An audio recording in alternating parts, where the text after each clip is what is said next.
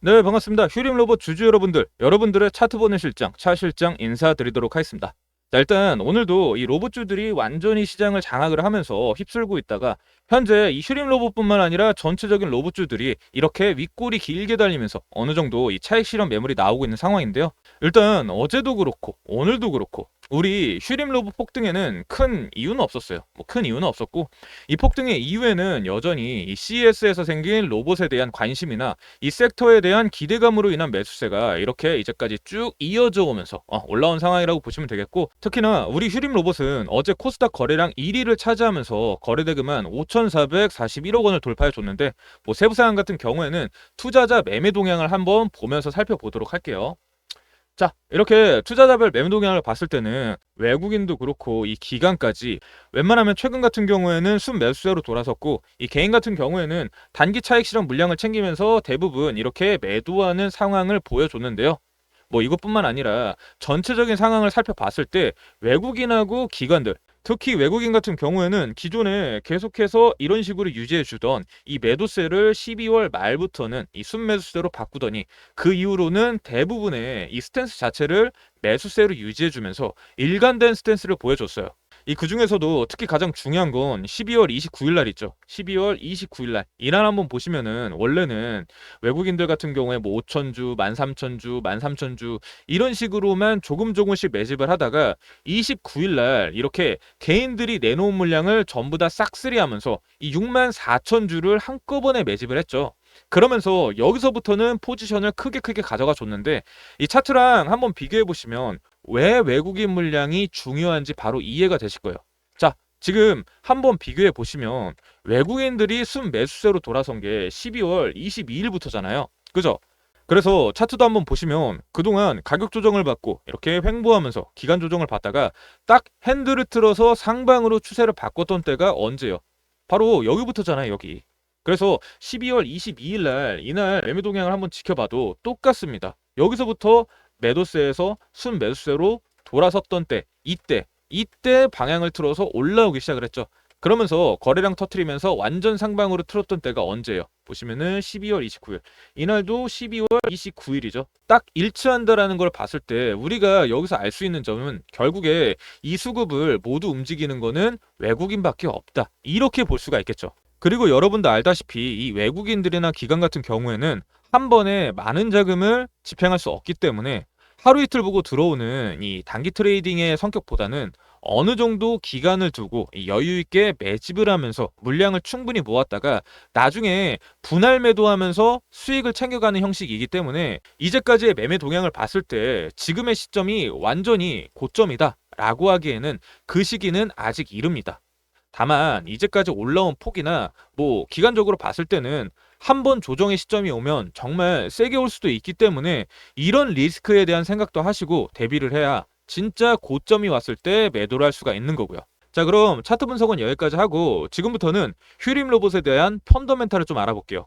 여러분, 원래 휴림 로봇은요, 반도체나 디스플레이 공정용 이 제조 로봇만 만들던 회사예요. 근데 다들 아시다시피 이 삼성전자도 그렇고 LG전자도 그렇고 대부분의 대기업들이 디스플레이 투자를 축소하면서 이 관련 장비 수요가 줄어들었고, 그리고 중국 업체들의 이 저가 공세를 못 이기고 작년부터는 성장 가능성이 큰 자율주행 로봇과 이 물류 자동화 시장으로 사업 방향을 전면적으로 재편한 거예요. 그러면서부터 테라 DSV라는 이 자체 개발한 자율주행 로봇도 만들었고, 뭐 잘 모르시는 분들도 있을 것 같아서 잠시 설명 먼저 드리자면, 여러분, 이 테라 DSV는요, 로봇 시장의 완전한 이 게임 체인저라고 보시면 돼요. 지금 뭐 현대 아틀라스만 너무 부각되기는 했지만 지금 이렇게 주가가 올라온 데에는 다 이유가 있는 거예요.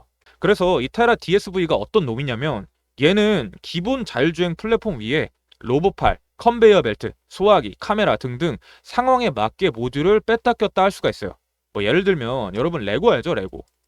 이 레고처럼 필요에 따라서 기능을 추가하거나 변경을 할 수가 있기 때문에 굉장히 용도가 다양하고, 이 용도가 다양하다라고 하는 건 당연히 수요가 많을 수밖에 없겠죠.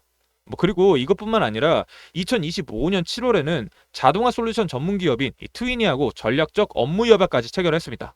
이 협약을 통해서 휴림이 얻을 수 있었던 건 단순히 이 로봇을 만드는 기술이 아니라 전문 지식이 없어도 로봇을 자동화시킬 수 있는 그 기술을 얻었다는 거예요.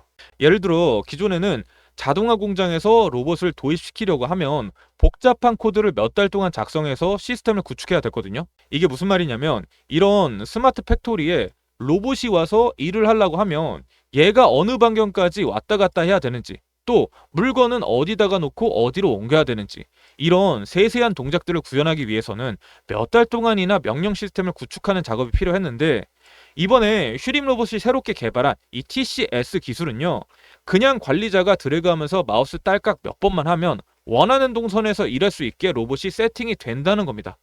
뭐 여기까지 쭉 보다 보면 아마 이런 생각 드실 거예요. 오, 그래. 뭐 기술력이 좋은 건 알겠어.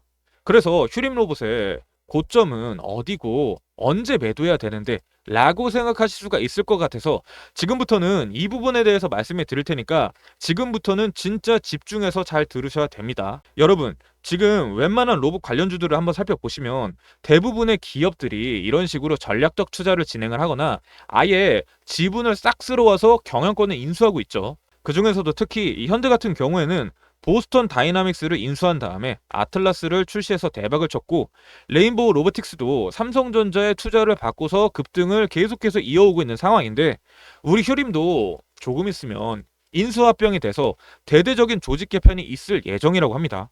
이건 그냥 한간에 떠드는 소문이 아니라 제가 직접 CES 참가해서 들은 소리고요. 뭐 못 믿으실 것 같아서 한번 보여드리자면, 이게 그때 찍은 사진인데 뭐 찍은 부스도 한번 보시면 로봇 부스에서 찍었죠. 그 다음에 이게 그때 현장 사진들이고, 뭐 아무튼 중요한 건 이게 아니라 제가 여기 행사장에서 이 휴림 로봇에 대한 이번 연도 인수합병 일정과 외국계 기관들의 투자 일정을 입수했다는 겁니다. 그리고 이게 바로 그 인수 계획서인데, 뭐 여기 적혀있는 주된 내용은 휴림 로봇의 이번 연도 M&A 계획하고 2026년도 이 JP모건, 골드만삭스, 그리고 모건 스탠리까지 세계에서 내놓으라 하는 외국계 투자 기업들의 투자 일정까지 전부 다 정리해놨습니다. 제가 이제까지는 뭐 영상에서 편하게 이런 정보들 그냥 공유해 드리면서 대부분의 구독자분들이 하락장 오기 전에 이 고점에 매도도 하고 큰 불편함 없이 투자를 진행하셨을 텐데요. 하지만 여러분도 알다시피 이 최근에 유튜브에 대한 이 금감원 가이드라인하고 자본시장법이 강화가 되면서 직접적인 이 투자 권유가 엄격히 제한이 됐어요. 그래서 이전처럼 영상 안에서 이런 세세한 정보를 공개하기가 좀 어려워졌는데요. 대신에 이 정보가 정말 절실한 분들이 있을 거라 생각해서 제가 구독자 이벤트로 해당 일정표 무료로 전송해 드리고 있으니까 필요하신 구독자분들은 상단에 나와 있는 제 개인 번호 010-8485번에 2980번 문자로 휴림 이런 식으로 휴림 두 글자 보내주시면 지금 보고 계신 휴림 로봇 인수계획서 차례대로 확인한 후에 전송해 드리고 있으니까 문자로 휴림이라고 보내주시면 되겠습니다.